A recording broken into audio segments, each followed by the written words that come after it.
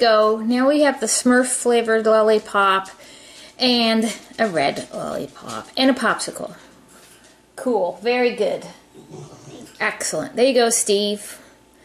That's, they're very low calorie, no sugar. They're perfect. They're perfect food. No sugar, no teeth cavities, no, nothing. Lots of fiber in that, I'm sure. Very good. Thank you. Okay, so let's have a look at the science experiment, which we left for 3 days. I think we started this on Monday. And it worked really well, actually. I'm kind of impressed. It sort of looks like cauliflower, but it's cool. So anyway, this was the experiment with the, it's called the Magic Tree. And you can buy these, I've bought a kit in the dollar store, where you just put the solution in a container and put this special tree in, and it grows these crystals. But it's just as easy to do at home. And if you want the website for where you can find it, how to do this yourself, let me know in the comments and I'll get it for you. I don't have it right here. So anyway, this has, the solution you make has water, ammonia, salt, and bluing, liquid bluing. You can't do it without the bluing, and bluing is blue. And then you take the box board from like a cereal box or the back of a pad of paper, and you cut it into a tree shape, 2 tree shapes, put them together, and paint the ends with some food coloring, green food coloring, whatever color you want your tree to be. If you want a pink tree, make it pink. It's not very green. The salt's not very green. So this is all the salt and crystals that have come out and crystallized. Using capillary action, where it wicks up through the cardboard and goes against gravity and blah blah blah blah blah. We did a big explanation, Devin and I, in school the other day. So anyway, this stuff's kind of cool. It's like powdery, and it's weird, very fragile. It kept falling off. That's why half this stuff was actually growing on the tree, but it fell off. So anyway, yeah, it's pretty neat if you want to give that a go. And yeah, you could probably try whatever shape you wanted in there. But anyway, that's that. I've been wanting to do an experiment like that. I saw an experiment when I was a kid like that. Thought it was cool. So anyway, that's the one good thing about homeschooling. You get to do experiments and learn things you never knew before. Anyway, so Mike's got our van at the garage today. He was on his way home last night, and sorry, I got to remember to do this right. And the serpentine belt had broken on the van, and that was I think it was around 8:30, 9 o'clock.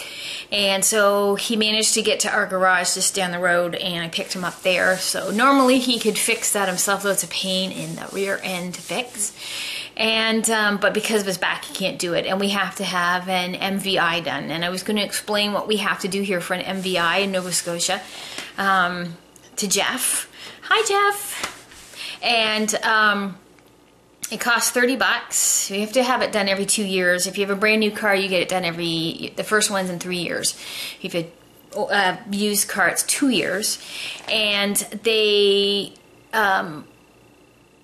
you have to get a sticker on the front of your car, and it will it'll just have like a hole punch out when you have to have your inspection done, and when the next inspection's due. So they do checks all the time. We're driving into town all the time, and they're pulling people over and checking their stickers to make sure that the stickers are done. So anyway, where was I going with this? So you have to have the sticker. So they check, like they'll take your whole brakes apart. They take everything apart, and they even take the drums off. If they can't get them off, they have to call you to get permission to try and get them off. They check for holes or leaks or anything like that. They used to fail you if you had a haze on your headlights. They would fail you if your horn didn't work, fail you if your wipers had a problem. Things like that. So now they sort of leave that more to the person to fix, I guess. I don't know. The instructions for this were so complicated, I don't even know what they do. So now you can't have any rust with holes in your car. They will fail you right away if you have any rust with holes, especially your rocker panels. That's a big no-no. If you have rocker panels that are rusted out, then they fail you. And here they're around $2,000 to fix. So last time we checked, anyway, the guy that told us.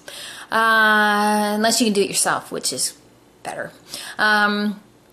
So I know Mike has one on one side that's looking a little, it doesn't have holes in it yet, but it is rusted a little bit, and I don't know whether that'll be an issue or not. It depends on the garage you go to. Some guys are real sticklers, and other guys will let stuff go by, so to get you some more time out of it. So, and there's like rules where, like, if you don't pass, you have 10 days to get it fixed, and then you have to have a temporary permit put on your car. So you have 10 days to get whatever your problem is fixed. Yeah, it's just a lot of, it's not just take your car in, get it inspected, and pay $5 and you're good to go, sort of thing. They are sticklers for stuff here. So, and that's why it's important to always make sure you get your car undercoated, which we didn't do when we first moved here, and it was not good.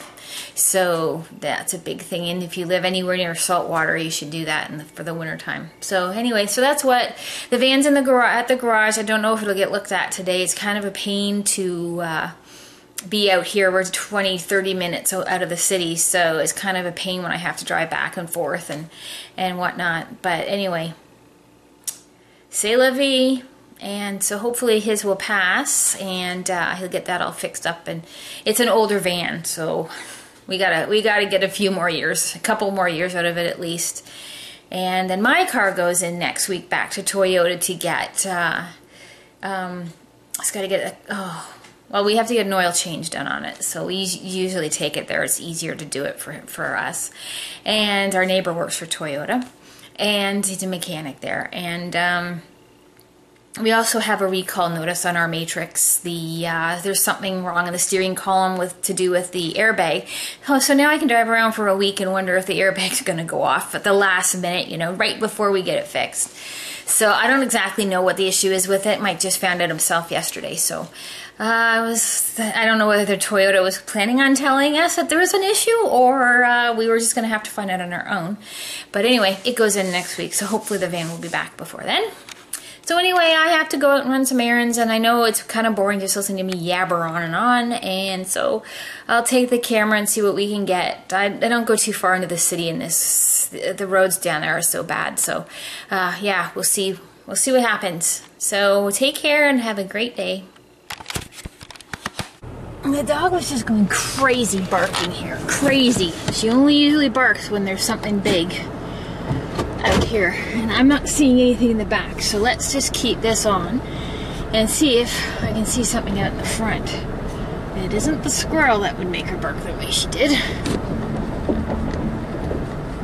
don't know. I thought it must be a fox or in here or something. Anyway, don't know what it is, but she certainly did howl there for a minute. So anyway, we're off into town now, and I gotta get the baby, both my babies, and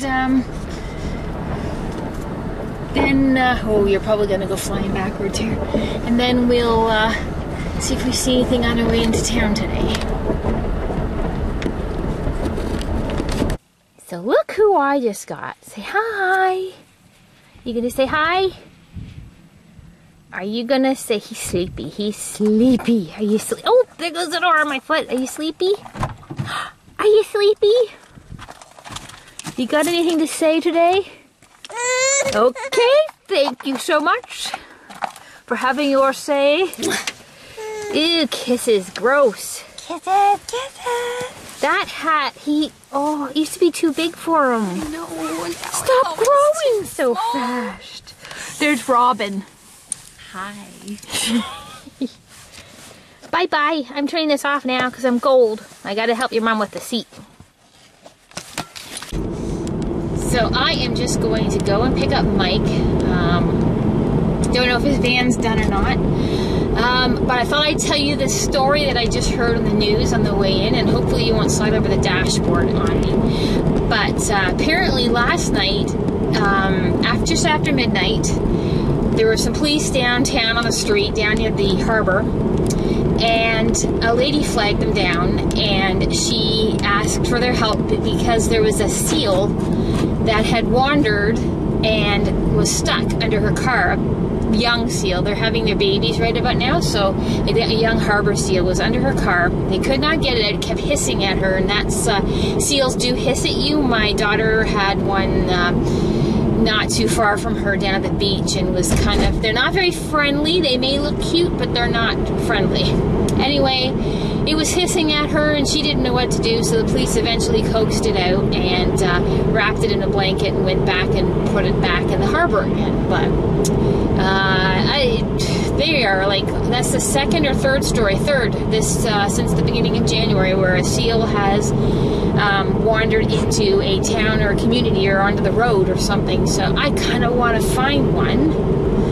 I don't know if I want to deal with the business end of one, but anyway, it would be kind of neat to see one, and I'm sure the boys would want to keep it, but I don't have a big enough bathtub. Anyway, so I'm just going in to get Mike and then to get Jeremy. I feel like I've spent my day driving, so sorry there's not much of a video today. And yeah, so here's where so here's that big gray building, and there's like a greenish building right there is where our van is, and it's in the same spot it was in this morning. Crap. That means I gotta get Mike to work tomorrow and pick him up at 9. Anyway, well, c'est la vie, I guess. Okay, big bumps here, guys. I can't turn it off till I get out of here. Once I get out of this part, I can turn this off and you won't be bored anymore. Anyway, so yeah, these days of driving all over the place are a little long, and I don't seem to get much done in between. So anyways, and I got stuck behind this guy who is doing, has been doing about 50 the whole way in. So, and you don't want to hit this corner hard, this bump here hard. There we go. Okay, so, see you later. So, uh-oh. It's not ready. Oh. Dang, dang, dang, dang, dang. Well, I guess we'll find out what he says. What are you doing? I'm videotaping you, waddling up here like a penguin. Stop teasing your old man. So what'd they say? Well, hopefully they'll get a look at it tomorrow. They're still kind of backed up. Just He said he wasn't backed up. No, I said he didn't give any indication that they couldn't do it. Okay? And, okay, well, you're not supposed to be doing that while you're driving. That's against the law. I usually put it right there. You are slimy. You're getting yourself in trouble. If I use my phone in the car, you tell me off. And here you are using a video camera. I put it on the dashboard. Wait, just look out? No, I set it there. You set it there and look at yourself? There's little things on stuff. No, I don't watch myself. I watch where I'm going. Here, this is, you guys can watch how Ellen drives. No! Why I'm so scared to drive in the car with her. How she reacts and puts the brakes on all of a sudden. I do not. And it says, oh, it's slippery here. Oh. Whoa, look now, see? Now the camera's slipping off, and you said it was fine to put it there. I put it the other way. The things I put up with, I tell you. No wonder my back's broken. All that extra weight on my shoulders. To get the recycling. We're going to Robbins to get the recycling. So you mean to tell me now that they're going to probably have this car till next week? No, if you'd let me finish my story, I could have told you what they're going to do with the car. They are going to... Watch the bump. Hold on. Don't brace. Just relax. Yes, yes, dear. Relax. Okay. Worst comes to worst, if they don't get a chance to look at it for the MVI thing, they're relax. Yes. They're going to jam the belt on for me. Jam the belt on yes. for you? Yes. So that way it's mobile again. And then we'll make an appointment to get in and get the rest of it finished off. Maybe you need a new serpentine belt in your back. Maybe somebody could jam it in and you'd be fixed. I need a new serpentine belt in my wife. I'm in deep trouble. And I love it. That's not funny. Here, I can't see your hair. There we go. There we go. I think it's funny. Why is it not funny? Explain to me, please, why it's not funny. I can't say anything bad. Oh, we gotta get Jeremy. I forgot about him. Oh my gosh. Oh, for peace sake, why do people park down here? Oh my gracious. Hold on. Relax, just relax. See that? We got this person in the way down here. And, there's lots of room to get through. There's lots of room to get through. What are they doing here? They're trying to scrape up some of the ice. You know how you keep complaining about the ice well, and they stuff? should have done this weeks ago. Oh, hang on. Don't forget, it's only just been warm enough to do this. Ooh. See what we're going to drive through all these potholes and stuff. This is just... Jeremy doesn't want you to get her street in here. So. See, okay. What is that guy doing? All right, well, I'm going to turn this off anyway because you're going to make me work. I know you are. That's the way it happens. I'm not. I do that. I'll do that myself. All right. She says she's going to do it herself. No. Can I get up her road even? It probably is easy to get up if they've gone and plowed it. Yeah, well. All right. Bye-bye, Juice. See you later. Blink. There's a big blob of the ice they've gotten off the roads today. You see how thick that is? That's what we've been having to negotiate to get through here. There's another big pile right there. That's like almost a foot thick. I know. Holy smokes. Oh no, there's nothing wrong with the road. Here you go.